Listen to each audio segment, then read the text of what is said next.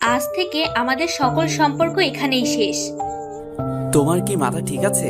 4 বছর ধরে নিজ হাতে গড়া রিলেশনশিপ, আর আজ তুমি শেষ করে দিতে চাইছো? হ্যাঁ, আমি খুব ভেবেচিন্তেই বলছি। আজ থেকে তুমি তোমার রাস্তায়, আমি আমার রাস্তায়। আর হ্যাঁ, আজকের পর থেকে আমাকে কল করার চেষ্টাও করবে না। বাই। নীলা, দাঁড়াও, আমার একটা শেষ প্রশ্নের উত্তর দাও। তারপর তুমি চলে গেলেও আমি বাধা দিব না। হ্যাঁ, খুব তাড়াতাড়ি বল, আমার হাতে একদম সময় নেই। আমার কি দোষ ছিল যে আমাকে ছেড়ে চলে যাচ্ছ? তোমার কোনো দোষ নেই। দোষ তুমি গরিব। দোষ তোমার, ভালো কোনো চাকুরি নেই, আমার চাহিদা মেটানোর মতো টাকা নেই। আমি গরিব, এটা কি আমার দোষ? আর আমার ভালোবাসার কি কোনো মূল্য নেই তোমার কাছে? ভালোবাসা? আজকাল ভালোবাসার কোনো মূল্য হয় না, যা হয় তা শুধু আবেগ। আর হ্যাঁ, কালকে আমার বিয়ে, দেশের নামকরা টপ বিজনেস ম্যাগনেটের সাথে। তুমি কিন্তু অবশ্যই আসবে। হ্যাঁ, অবশ্যই আসবো। তোমার বিয়ে, আর আমি আসবো না? তোমাকে আমার তরফ থেকে সেরা উপহার দিব। ঠিক আছে, অপেক্ষায় থাকবো। এই কথাগুলো বলে নীলা চলে গেল, আর আমি নীলার যাবার পথের দিকে তাকিয়ে নীরবে চোখের পানি ফেলছি এবং ভাবছি, আমি গরিব, এটা আমার দোষ, যার জন্য নীলা আমাকে ছেড়ে চলে গেল। আপনারা কমেন্ট বক্সে বলবেন, আসলে গরিব হওয়া কি কোনো দোষের কিছু? আর হ্যাঁ, আপনাদের তো আমার পরিচয় দেয়নি। আমি হলাম মোহাম্মদ হৃদয় আহমেদ, আর যার সাথে এতক্ষণ কথা বললাম সে হচ্ছে আমার প্রেমিকা অধরা ইসলাম নীলা। নীলার সাথে 4 বছর আগে আমার প্রথম দেখা হয় রেল স্টেশনে। তখনই আমার ওকে খুব ভালো লাগে, কিন্তু হঠাৎ ভিড়ের মাঝে হারিয়ে যায়। হয়তো ভাগ্য আমাদের জোড়া লাগাবে, তার জন্য আমার সিট নীলার সাথে পড়ে। সিটে বসার পর নীলা আমাকে প্রশ্ন করে, হ্যালো মিস্টার, আপনার নাম জানতে পারি? জি, আমাকে বলছেন? এখানে আপনি ছাড়া কেউ আছে নাকি? আমি মোহাম্মদ হৃদয় আহমেদ। আপনি? আমি নীলা, অধরা ইসলাম নীলা। তো কোথায় যাচ্ছেন? ঢাকায় যাচ্ছি, বাবা মার স্বপ্ন পূরণের জন্য, ভালো একটা ভার্সিটিতে ভর্তি হওয়ার উদ্দেশ্যে। আমিও ঢাকায় যাচ্ছি। তো আপনার বাবা মা কি করেন? বর্তমানে পৃথিবীতে নেই। মানে? কিছুদিন আগে এক দুর্ঘটনায় তারা, আর বলতে পারলাম না, চোখ দিয়ে অঝরে পানি পড়তে লাগলো। সরি, আসলে আমি আপনাকে কষ্ট দিতে চাইনি। যার জীবনটাই কষ্টের মহাকারখানা, তাকে আর নতুন করে কি কষ্ট দিবেন? এরপর আরো অনেক বিষয়ে কিছু কথা বলতে বলতে আমাদের গন্তব্যস্থান ঢাকায় পৌঁছে গেলাম। নেমে গেলাম জীবনযুদ্ধে। হ্যাঁ, এটাই আসল জীবনযুদ্ধ। নিজে ইনকাম করে নিজের পড়ালেখা সহ যাবতীয় খরচ নিজের জোগাড় করতে হবে। এখন আমি বুঝি যে পৃথিবীতে বেঁচে থাকার দ্বিতীয় অক্সিজেন হচ্ছে বাবা মা। এসব কাহিনী কথা চিন্তা করে হাঁটতেছি, হঠাৎ পিছন থেকে একজন ডাক দিল, হৃদয় বলে। আমি পেছন দিকে ফিরে তাকাতেই অবাক, কারণ পিছনে ছিল আমার স্কুল জীবনের ছোটবেলার বন্ধু আপন। আমি তো আপনকে দেখে জড়িয়ে ধরেছি। কি ব্যাপার দোস্ত, তুই ঢাকাতে কেন? আর আঙ্কেল আন্টি কেমন আছে? বাবা মার কথা শুনে ওর সামনে আমি কান্না করতেছি। কি ব্যাপার, তুই কান্না করছিস কেন? আমাকে বল কি হয়েছে। তারপর আপনকে আমার জীবনের সব কথা বললাম, আর বাবা মার অ্যাক্সিডেন্টের ব্যাপারে বললাম। আপন শুনে আমাকে সান্ত্বনা দিয়ে বলল, তোকে সবসময় শক্ত থাকতে হবে এবং মন দিয়ে লেখাপড়া করে তোর বাবা মায়ের স্বপ্ন পূরণ করতে হবে। তার জন্য যত সহযোগিতা প্রয়োজন আমি করব। এখন চল আমার বাসায়, তোকে দেখলে মা নিশ্চয়ই খুশি হবে। হ্যাঁ চল, তোদের মতো বন্ধু থাকলে একজন মানুষের পক্ষে অসম্ভব কিছুই থাকে না। তারপর আমি এবং আপন দুজনে মিলে আপনদের বাড়িতে গেলাম। আন্টি তো আমাকে দেখে মহা খুশি এবং আমাকে তাদের সাথে থাকতে বলেছে। তারপর কিছুক্ষণ গল্প করার পর আন্টি বলল, আপন হৃদয়কে নিয়ে তোর রুমে গিয়ে ফ্রেশ হয়ে আসো, আমি খাবারের ব্যবস্থা করছি। তারপর ফ্রেশ হয়ে খাবার খেয়ে সেই দিনের মতো ঘুমিয়ে গেলাম। পরের দিন সকালবেলায় উঠে আপনের বাবার সাথে কথা বললাম। আপনের বাবা খুব ভালো মানুষ, সেও আমাকে দেখে খুশি হয়েছে।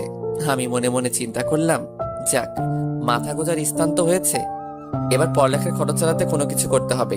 তারপর খাবার খেয়ে আপনের সাথে ভার্সিটির দিকে যাচ্ছি, এমন সময় বাড়িতে গেলাম। আন্টি তো আমাকে দেখে মহা খুশি এবং আমাকে তাদের সাথে থাকতে বলেছে। তারপর কিছুক্ষণ গল্প করার পর আন্টি বলল, আপন হৃদয়কে নিয়ে তো রুমে গিয়ে ফ্রেশ হয়ে আসো, আমি খাবারের ব্যবস্থা করছি। তারপর ফ্রেশ হয়ে খাবার খেয়ে সেই দিনের মতো ঘুমিয়ে গেলাম। পরের দিন সকালবেলায় উঠে আপনের বাবার সাথে কথা বললাম। আপনের বাবা খুব ভালো মানুষ, সেও আমাকে দেখে খুশি হয়েছে।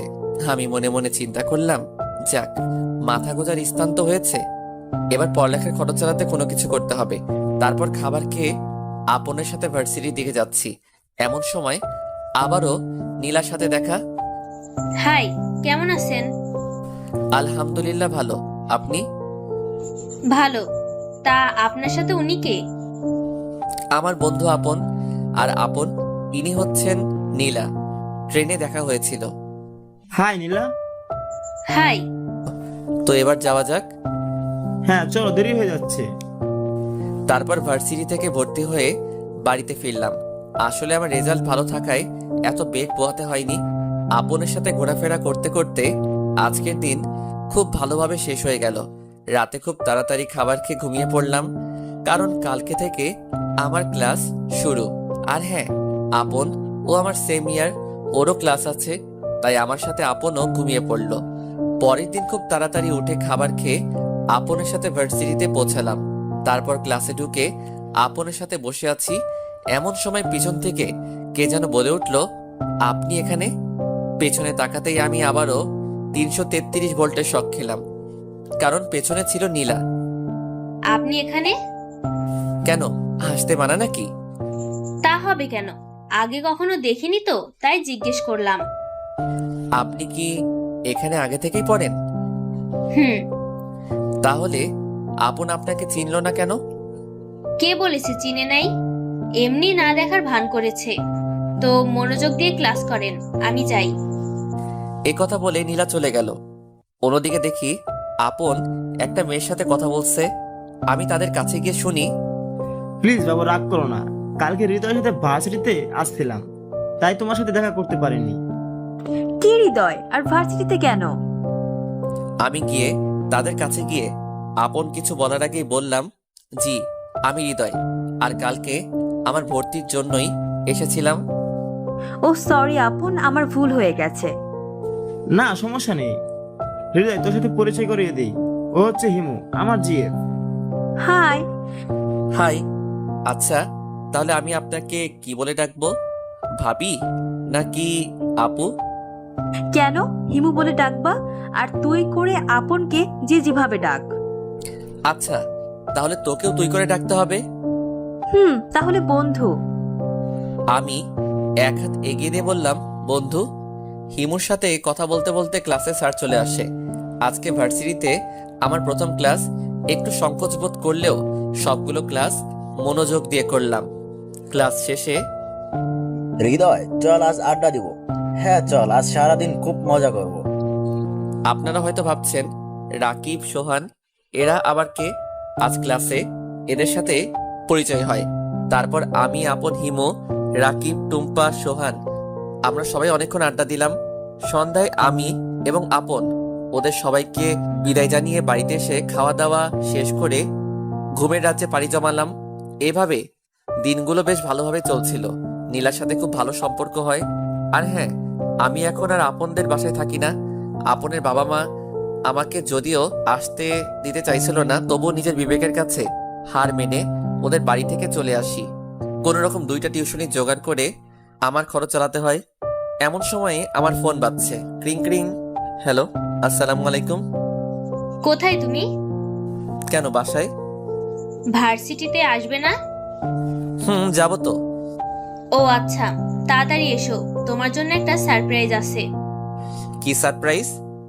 ওটা সিক্রেট, বলা যাবে না। যখন দিব তখন জানবে। এই কথা শেষ করে নীলা ফোনটা কেটে দিলে আমি আর কিছু না ভেবে টিউশনিতে গেলাম। টিউশন শেষ করে সোজা ভার্সিটির দিকে রওনা দিলাম। ভার্সিটির সামনে গিয়ে দেখি নীলা নীল শাড়ি, নীল চুড়ি পরে নীল পরীর মতো দাঁড়িয়ে আছে। আমি আবারও নীলার উপর ক্রাশ খেল। কি সারপ্রাইজ? ওটা সিক্রেট, বলা যাবে না। যখন দিব তখন জানবে। এই কথা শেষ করে নীলা ফোনটা কেটে দিলে আমি আর কিছু না ভেবে টিউশনিতে গেলাম। টিউশন শেষ করে সোজা ভার্সিটির দিকে রওনা দিলাম। ভার্সিটির সামনে গিয়ে দেখি নীলা নীল শাড়ি, নীল চুড়ি পরে নীল পরীর মতো দাঁড়িয়ে আছে। আমি আবারও নীলার উপর ক্রাশ খেলাম। কি ব্যাপার নীল পরী, এখানে কি করছেন? আপনি কি রাস্তা ভুলে দুনিয়াতে চলে আসছেন নাকি? কেন, তোমার জন্য অপেক্ষা করছি। আর হ্যাঁ, তোমার জন্য আমি দুনিয়াতে নেমে এসেছি। এখন ফাজলামি বাদ দিয়ে এটা পরে আসো। আমি এখন এটা কোথায় চেঞ্জ করব? আমি কিছু শুনতে চাই না। অনলি 5 মিনিট সময় দিলাম। যা বাবা, মাত্র 5 মিনিট? আমি আর কিছু না বলে সেখান থেকে চলে আসলাম। এসে এদিক ওদিকে তাকিয়ে দেখি একটা ক্লাসরুম পুরাই ফাঁকা। আমি আর দেরি না করে ড্রেসটা চেঞ্জ করলাম। আর আপনাদের তো বলাই হয়নি, ওই ব্যাগে নীল পাঞ্জাবি ছিল।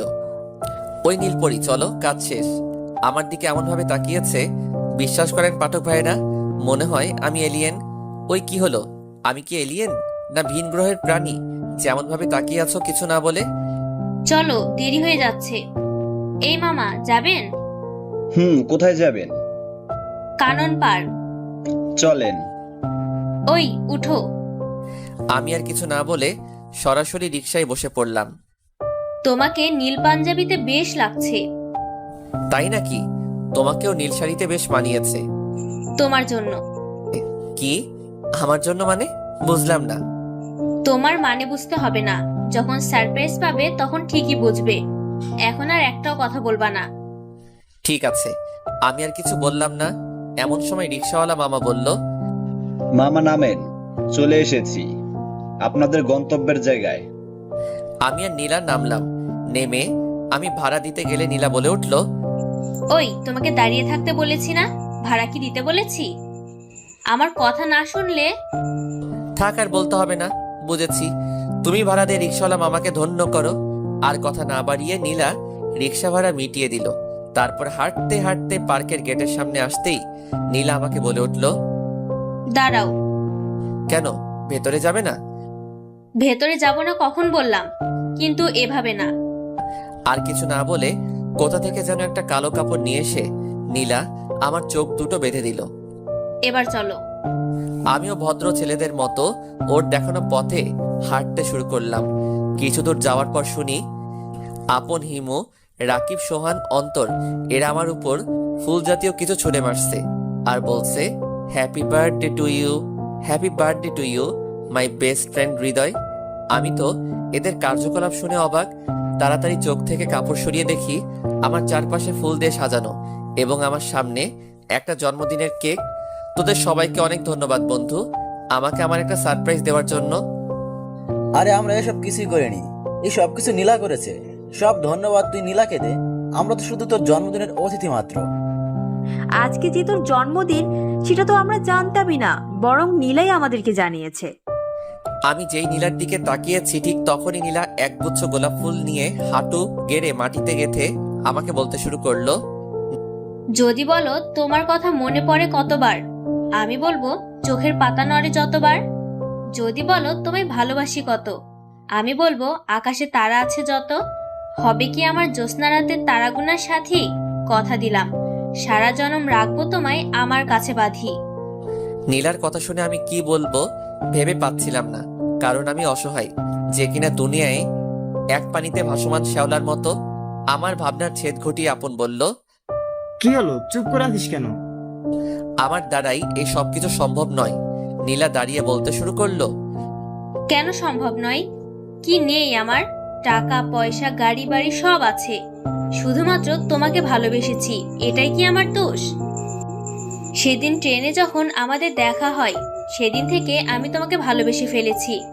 আমাদের ভাগ্য এমন এক পর্যায়ে এনেছে যে তোমার সাথে আমাকে আজকের এই পরিস্থিতির আনতে বাধ্য করেছে, তবুও তুমি না বলছো। তুমি যে কথাগুলো বললে তার কোনো জবাব আমার কাছে নেই, কারণ আমিও তো সেই প্রথম দেখেই ভালোবেসে ফেলেছি। মনে মনে বললাম। আমি আর কিছু না বলে সেখান থেকে বাসায় চলে আসলাম। পেছন থেকে নীলা, হিমু, আপন, সোহান অনেকবার ডেকেছে, কিন্তু আমি শুনিনি, কারণ এখানে থাকলে হয়তো আমি আমার চোখের পানি ধরে রাখতে পারবো না। আজ নিজেকে বড় অসহায় লাগছে। যাকে ভালোবাসলাম সে নিজে আমাকে প্রস্তাব দেওয়ার পরও আমি তাকে প্রত্যাখ্যান করলাম, কারণ আমি গরিব। এ কথা চিন্তা করে আমার নিজের কেউ নেই, এ কথা চিন্তা করে সে যাই হোক, তাড়াতাড়ি বাসায় এসে হাত মুখ ধুয়ে একটা ঘুম দিলাম। এক ঘুমেই পরের দিন সকালে ফোনের শব্দে ঘুম ভাঙে। ফোনটা হাতে নিয়ে দেখি নীলার 30+ কল, তার সাথে আপন, সোহান, হিমু, অন্তর তো আছেই। আরও নীলার নাম্বার থেকে 2টি SMS দেখলাম। সেখানে নীলা লিখেছে, তুমি যদি এবার ফোন রিসিভ না করো তবে আমি আত্মহত্যা করব। এই মেসেজটা দেখে আমার মনের ভেতরটা যেন আটকে ওঠে। ক্রিং ক্রিং। কিরে, একটা মেয়ে তোকে প্রপোজ করেছে বলে তুই নিজেকে মহান মনে করছিস, তাই না? আজ তোর জন্য নীলা মৃত্যুর সাথে পাঞ্জা লড়ছে। এসে দেখে যা তোর জন্য মেয়েটা আজ কিভাবে কষ্ট পাচ্ছে, হাসপাতালে বেডে শুয়ে শুয়ে। ফোনের শব্দ। আপনার কথা শুনে আমার চোখ যেন আর থামছেই না। আমি কিছু না শুনে হাসপাতালের দিকে এমন দৌড় দিছি যেন পাগলা কুত্তা আমাকে তাড়া করেছে। সেখানে গিয়েই দেখি আপন, হিমু, সোহান, নীলার বাবা মা, ছোট ভাই বসে কান্না করছে। আমাকে দেখে আপন তেড়ে এসে নীলার রুমের সামনে নিয়ে গেল। দেখ, তোর জন্যই নীলার আজ এমন অবস্থা। আমি কোনো কিছু না বলে শুধু নীরবে চোখের পানি ফেলছি। তুই তো একাই চেয়েছিলি, তাই না? আমি কিছু বলতে যাব ঠিক তখনই ডাক্তার বলতে শুরু করলো, এখানে নীলা নামের পেশেন্টের বাড়ির লোক কে আছেন? নীলার জ্ঞান ফিরেছে, আপনারা চাইলে ওর সাথে কথা বলতে পারেন।